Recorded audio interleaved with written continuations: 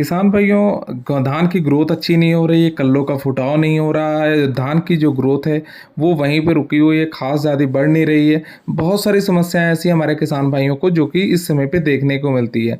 हमारा जो धान है तकरीबन 35 से 40 दिन का होने वाला और ग्रोथ जिस तरीके की होनी चाहिए उस तरीके की नहीं हो रही है। तो किसान भाइयों अभी ये समय है कि आप इस समय पे अगर कुछ ऐसी चीज़ का प्रयोग करेंगे जिससे कि आपकी धान की जो रुकी हुई ग्रोथ वो भी बढ़ जाएगी, क्योंकि अब आने वाले समय में आगे बढ़ के जो धान की ग्रोथ होनी है वो हो जाएगी, उसके बाद ज़्यादा ग्रोथ नहीं होगी और ज़्यादा ग्रोथ नहीं होगी तो उसका क्या है, अधिक कल्ले नहीं निकलेंगे।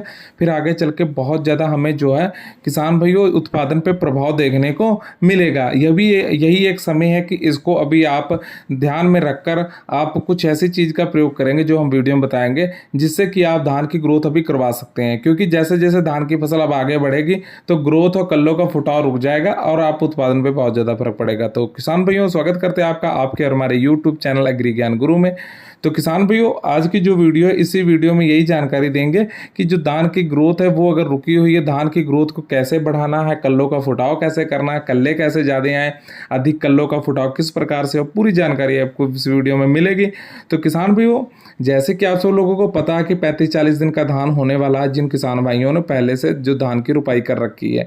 अभी हो क्या रहा है कि बहुत सारे किसान भाइयों की धान की जो फसल है उसकी ग्रोथ रुकी हुई है और काफ़ी उर्वरकों का प्रयोग भी कर लिया है। किसान भाइयों अगर आपने काफ़ी अधिक उर्वरकों का प्रयोग कर लिया उसके बाद अगर आपकी धान की ग्रोथ रुकी हुई तो उसका कारण हो सकता है कि जो मिट्टी का पीएच मान है वो आपका नियंत्रण सही तरीके से नहीं, या तो पीएच मान कम है या ज़्यादा है। तो आपको पीएच वैल्यू जो है खेत की उसको क्या नाम लेते हैं पहले चेक करना पड़ेगा। और पीएच वैल्यू के लिए मार्केट में बहुत सारे ऑनलाइन भी आप जो यंत्र आते हैं पीएच मान को चेक करने वाले। तो पीएच मान अगर आपके खेत का सही नहीं होगा तो आप कितने भी उर्वरक डाल लेंगे तो आपकी फसल को इतना ज़्यादा उससे जो है वो फसल को नहीं लगेंगे और जो ग्रोथ है अच्छी खासी नहीं होगी। एक तो सबसे बड़ा कारण ये होता है।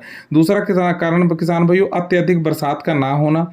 धान के खेतों में दो चीज़ें होती है, या तो पानी ज़्यादा रुका रहा और या पानी कम रहा, जिस वजह से धान की जो ग्रोथ है पूरी तरह से नहीं हो पाई। अधिक पानी भी नुकसानदायक होता है। बहुत ज़्यादा अगर शुरुआती समय में पानी भर देते हैं तो वो भी हमारी फसल पे ग्रोथ पे बहुत फर्क डालता है। पर पानी ना होना और खेतों में दरारें पड़ जाना ये तो बहुत ही ज़्यादा प्रभाव डालता है।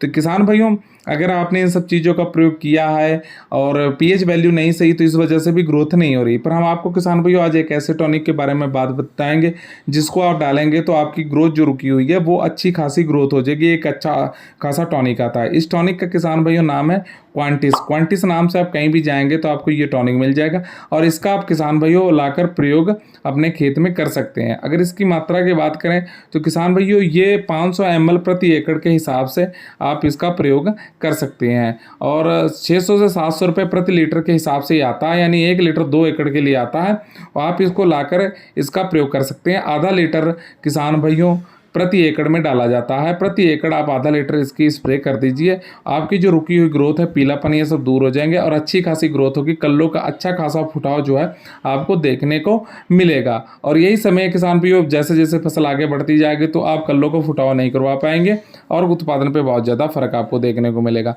तो किसान भाइयों उम्मीद करेंगे हमारे द्वारा दी गई जानकारी से संतुष्ट होंगे। जानकारी अच्छी लगी तो वीडियो लाइक कीजिए, शेयर कीजिए, चैनल को सब्सक्राइब करके पास वाले घंटी दबा लीजिए। धन्यवाद।